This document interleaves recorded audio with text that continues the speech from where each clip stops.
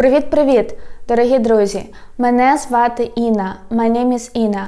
Welcome to my YouTube channel Speak Ukrainian. In this video lesson, I'm going to teach you Ukrainian words that have double stress. But before we start, I would like to ask you to subscribe to my YouTube channel, like this video and leave your comments about it. So, почнімо! Let's get started! Guys, you may notice that I don't publish 2 video lessons per week right now because perhaps you heard that we have problems with electricity in Ukraine, and last week it was a disaster and it went out many times. So right now it is okay, and I hope I will record many video lessons for you today. And this video lesson will be about double stress. You can ask me, what is it? Why? Okay, let me explain you. First of all, I need to tell you that Ukrainian phonetics is easy. It's true. And our language is beautiful, harmonious, but we don't have any specific rules that we have some fixed stress in Ukrainian words. For example, like in this type of words we put stress on the first syllable, or in this type of words we put stress only on the last syllable. Unfortunately, we don't have this kind of rules, and you just have to memorize the meaning of the words and how to put stress on them. Unfortunately, that's true. And the most confusing thing is the words that have double stress. So perhaps you heard that some people say, for example, помилка, and some people say помилка. And then you ask me, Inna, why some Ukrainian people say like this and some Ukrainians pronounce this word in another way? What is the correct form? Is it the dialect? No. Guys, we have a set of the words that have double stress, and I'm going to teach you them today. Don't worry, there are not so many words. But I want to explain you, so please don't confuse these words with double stress with a homograph. You can ask me, what? Why do I need to learn these terms, Inna? So guys, I am a teacher of Ukrainian language. I'm a linguist, so a person who studied languages at university, so I want to explain you it professionally, but don't worry, I will explain you it in an easy way. So a homograph is the word that shares the same reading form as another word but has a different meaning. For example, we have a word шкода and шкода. So guys, шкода, it means it's a pity. Шкода. And if you put stress on the first syllable and say шкода, it means harm. Yes? So we have some words also in English. So if you change the stress, the meaning of the word is changed. But when we talk about the words with a double stress, pay attention. They have 2 stresses, but the meaning is the same. So that's different. Pay attention. For example, the word помилка, or you can say помилка, means a mistake. Так, a word has 2 stresses. They are all correct, so we can pronounce this word in 2 ways. But the meaning is the only one. Помилка or помилка. The next word is завжди, or you can say завжди, and it means always. Завжди, завжди. Can you hear the difference? Okay, the next word назавжди and назавжди. It means forever.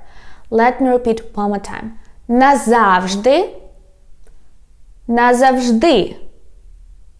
Okay, let's continue. The next word is правописний and правописний. It means spelling. Правописний, правописний. Okay, the next word is простий, простий. It means simple. One more time. Простий, простий. Okay, let's continue.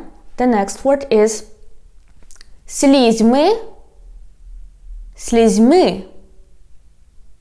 It means tears, but it's in the instrumental case. Pay attention. Слізьми, слізьми. So you can hear, yes, the word sounds differently. Yes, when we change the stress. That's interesting. Do you agree? Okay, the next one. Розбір, розбір. Analysis. Розбір, розбір. So, guys, you can pause this video and repeat after me. Так? Okay, the next one. I was confused about the next word because I didn't know it has double stress. So you can say alphabet and alphabet. So I always pronounce this word as alphabet, but I didn't know it has another stress like alphabet. Oh my god, wow. I didn't know that. Okay, the next one.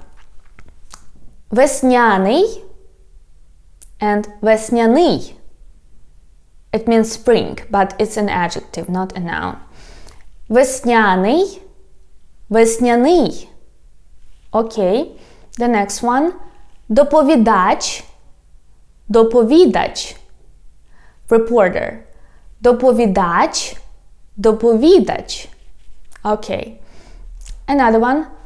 Договору and договору. It means contact. Договір. I mean it's also like agreement or application. Так? But it's in кого чого, it's in the genitive case. Договору, договору. Okay. The next one. Жалібний and жалібний. Grieving. Жалібний, жалібний. The next one. М'язовий and м'язовий. It means muscular. Так, muscular. М'язовий and м'язовий. The next word. Первісний, первісний. Primary. Первісний, первісний. And the last one. Також and також. To, also. Також and також. Okay, guys. So, what do you think about these words? Have you ever been confused about double stress in Ukrainian language? Please write your stories in the comments below. I'm curious to check them out. If you want to learn Ukrainian language more, to explore its beauty, to learn to speak it fluently, then I would like to invite you to check out the opportunity to sign up a trial lesson at my website speaky.com, and we have a team of professional Ukrainian teachers. They are native teachers with a master's and PhD in linguistics.